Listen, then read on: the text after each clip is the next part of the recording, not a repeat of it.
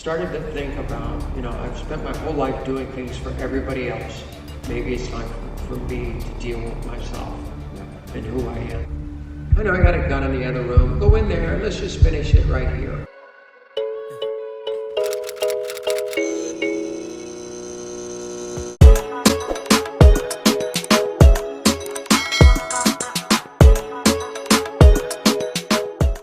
Hi guys, welcome back to another video.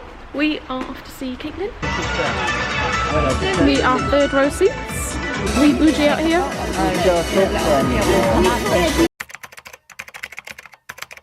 I look at it this way. Kaitlyn was living inside me all my life. All my life. She would sneak out and sneak around. But it was time for her to live. Let's see what she can do. And little Bruce is going inside. Bruce is still there, still got the voice, still got all that stuff. But Bruce lives inside now, but I still enjoy doing the same things I used to do. At first I thought, oh, I can't do any of those things anymore. Oh, you're a girl, you can't do those. Oh, I used to race cars. Girls, we can race cars, okay?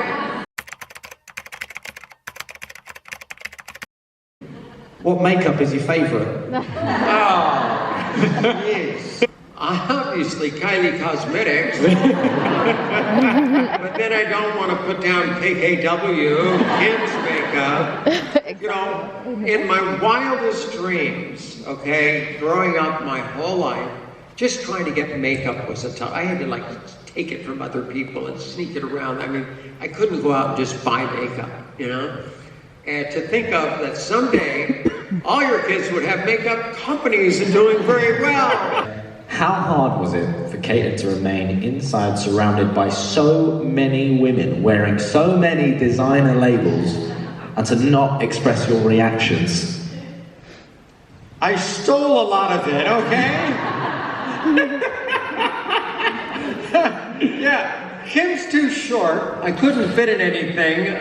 Chris is a little on the small side. The only one I had was Kendall. She's like 5'11". At least we're getting closer, but she's too damn skinny.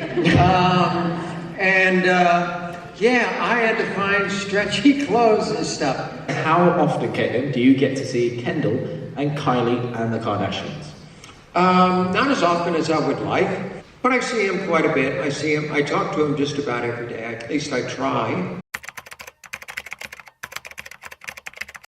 I kind of had a hard time growing up.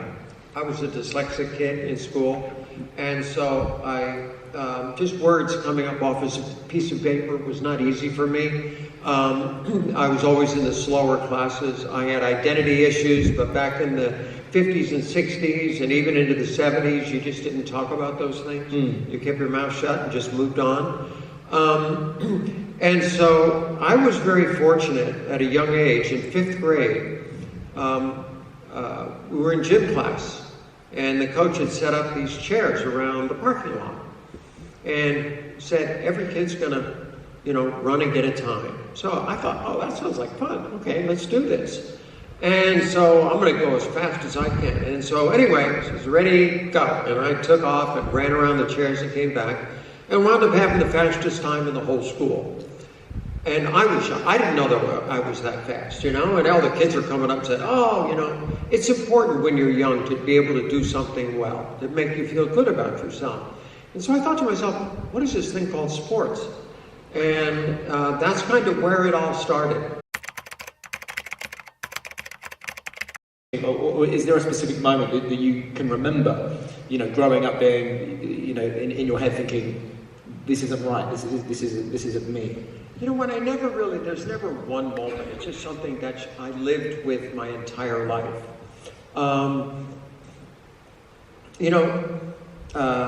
Identity issues are tough.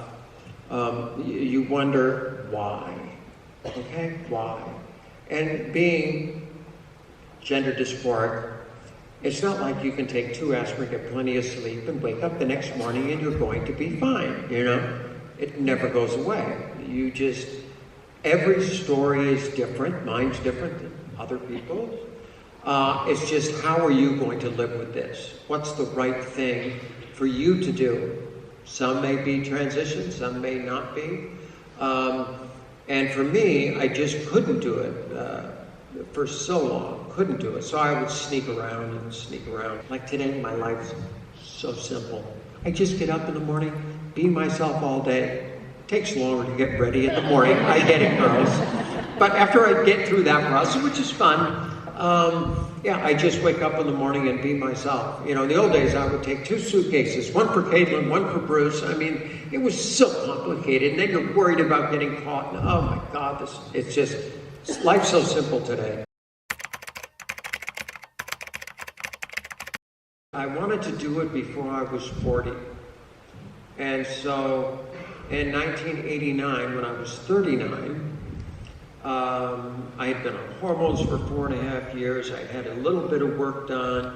I got to 39 and a half, and I said, I just can't do this. I cannot do it. For me, it wasn't time, you know? And so I said, I got to get back into life. You know, I got to get back into life. And so, and actually about 5 months later, I met Chris. We hit it off from the beginning. And we were together and raised family for the next 23 years. Sure. And how long was it from you stopped taking hormones to meeting Chris? As far as me personally, I knew when I was 39 and I was going to do this before 40, I knew I just couldn't do it. So I got off hormones, got back on it, started going back to the gym. I said, I got to get my life. And when I first met, you know, Chris, I was obviously honest with her about my situation, but I thought I had it under control. Yeah. And I did. Yeah. For many, many years. And so we had talked about it some, and but I didn't make a big deal out of it because that wasn't me anymore. I knew I couldn't do it. Yeah. You know, that's just not a possibility. And so I just dove into, you know, being a husband, raising kids. When was it that you first met Chris? Ooh, actually on a blind date. Yeah. On a blind date set up by a friend of mine. Quick story, I was in Alaska fishing, okay? And I was with a good friend of mine, Steve Garvey, and his wife Candace. And his wife Candace comes down to the dock that morning, like 6 in the morning, and I got my old stuff on and this and that. She comes walking down the dock looking like she's going to be in a Ralph Lauren ad for fishing, you know? And I'm going, oh my God, Kansas? I mean, are you kidding me? And she goes, oh, I just love fashion, this and that.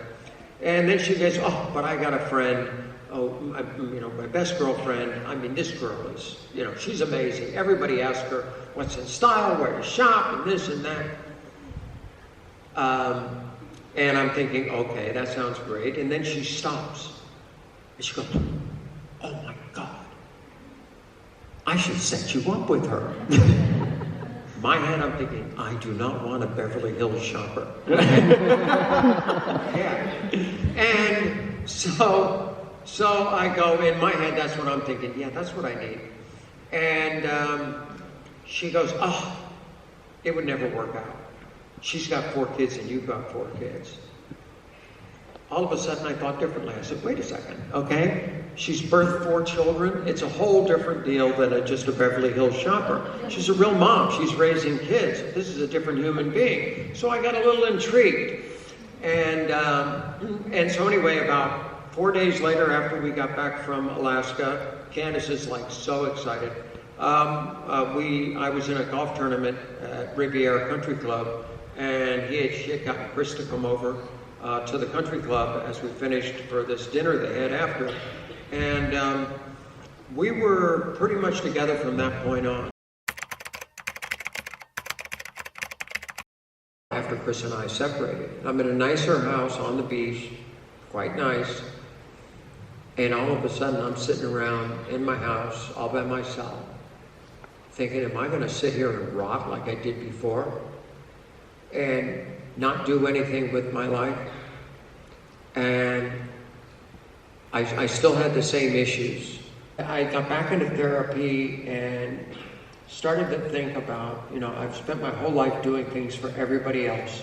Maybe it's time for me to deal with myself and who I am. All the kids were positive. They knew what the issues were. All of them were scared, okay? you know, what's the world going to say, you know?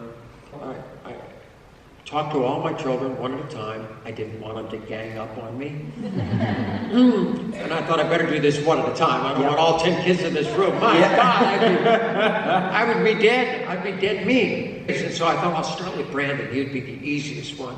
So anyway, because I know his mother's talked to him about it and all that kind of stuff. So anyway, I sit down with Brandon. And I said, okay, Brandon, we got to talk. And anyway, we're going through the conversation, talking about my life and all the things that I've been through. And Brandon stops me and he says, you know, Dad, I've always been so proud of you. And he says, but I've never been more proud of you than I am right now. And that one hit home. A few of the kids, it was tough on them, but you know, we got through it. I'm still the same person. Look a lot better, but still the same person. I still have the same stupid personality and the jokes and all the stuff with them. But they realize, you know, after it was all done, you know, I'm still me and I'm still here and I'm there for them.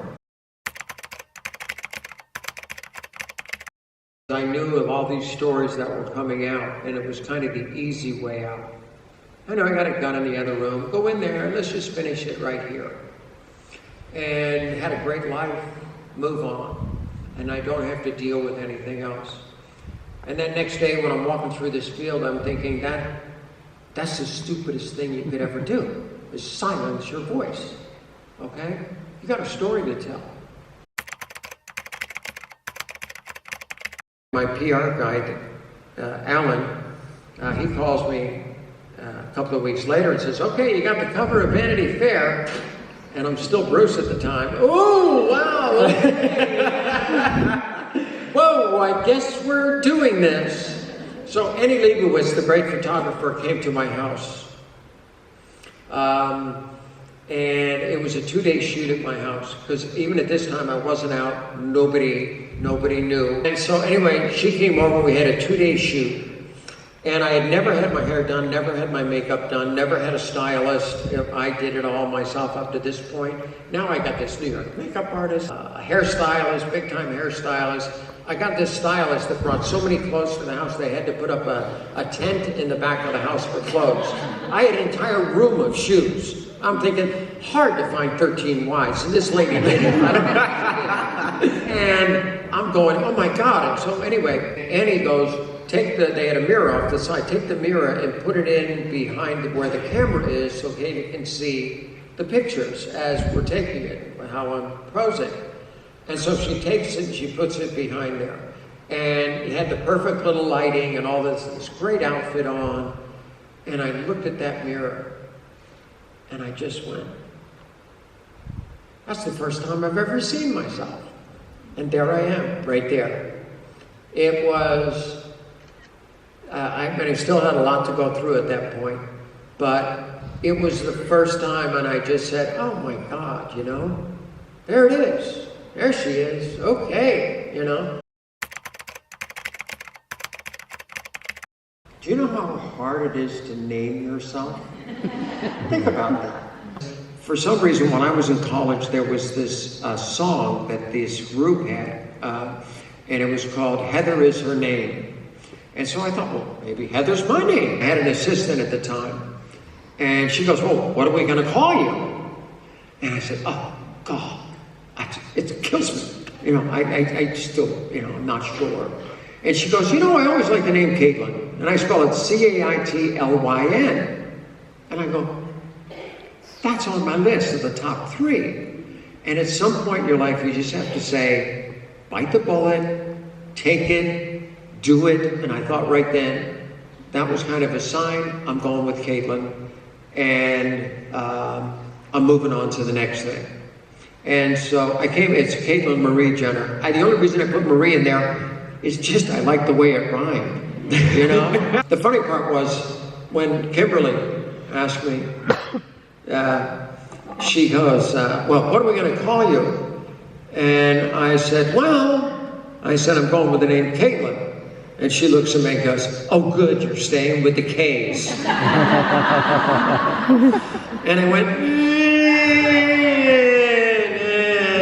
got to be a little separation here. I'm going with a C. She goes, oh, okay, all right. Kendall wants to be a mom. And she was 18 years old, and she had gotten an agent in New York, but never gotten a job. So Kendall pays her own way, goes to New York, and going out on cold calls to do runway shows during New York Fashion Week. She winds up getting only one, and when they gave her her outfit, she didn't say anything. She just put on the outfit. She's going to walk the runway. Well, in the back, with no pictures, you know, flashing, it was okay. She gets out there, and the cameras start flashing, and well, you can see through the top. Oh my God, no. So about a week later, we were at IHOP having our pancake breakfast, and just the two of us, and we're sitting and talking. And I go to Kendall. Well, Kendall, are we going to talk about the picture? And she looks at me and goes, no. And I go, well, you know what? We are going to talk about the picture, and you might be surprised with my reaction. But I said, you were very professional. You never complained. You never once complained, even after the pictures came out. You never once complained. You were very professional in what you did, okay? And you did a good job. And because of that, you're going to go a long way in this business, you know? And she looks at me and goes, oh, well, okay, you know, and then we went on and had our pancake breakfast. So it was the start of her career. 5 years, 4 years later, 5 years later, she's the highest paid model in the world. I'll tell you a funny story as well. So obviously the whole time we were in there was one of the lads was single in the jungle, Miles, right? So obviously Miles' head is going, it's Kendall Jenner's dad. Here's my opportunity. And so Miles was like, so yeah, like, you know, so can I come to Malibu and that, you know what I mean? Like, you know, I'll cook for Kendall and that, do you know what I mean? And then I saw straight through it because Kaitlyn goes, oh, Kendall, yeah, well, you come over and you make dinner and she loves pasta. She loves pasta, and you just make it. I'll see if she can come. Yeah. Basically, Mom he said he makes his own noodles. He says he makes his noodles from scratch. I'm thinking this is great. Poor Miles. He's just going to become your chef. He's just going to become your chef. I can't wait. He has such a thing for Kendall. Oh God. So does the rest of the world. I cannot. I ask my children, you know, like Kendall and Kaitlyn especially, you know, hey, you know, I got friends. I can set you up. Don't you dare. So I don't do very good in that department. For the last 13 years, 14 years, she has stayed relevant in the entertainment world. Yeah. You know, without doing movies, without doing that. We're most like actors. They come in 2 years later, they do a movie, and then they're gone. Yeah. You know, and then they come back another year later, or 2 years later, they're gone. Kimberly's been out there, you know, doing, as social media has grown, yeah, she has grown with that, and so has all the other kids. And they've taken that and been able to build businesses and provide a very good lifestyle for themselves. And that's hard to do, and I'm very proud of the kids for doing that. Kimberly is Kim Kardashian, by the way. Yeah, she's on the yeah, one of the lesser known. Yeah. Thank you all so much for coming today, and thank you so much for asking all amazing questions. Let's hear it for Caitlyn Jenner. So that's the end of my vlog. My camera is about to die any second. Thank you for watching this vlog. We didn't actually get to take a picture or anything with Kaitlyn because she had like 10 seconds. On stage. But yeah, thanks for watching, and we'll see you on the next vlog. Make sure you subscribe and like the video. Bye. Bye. Bye.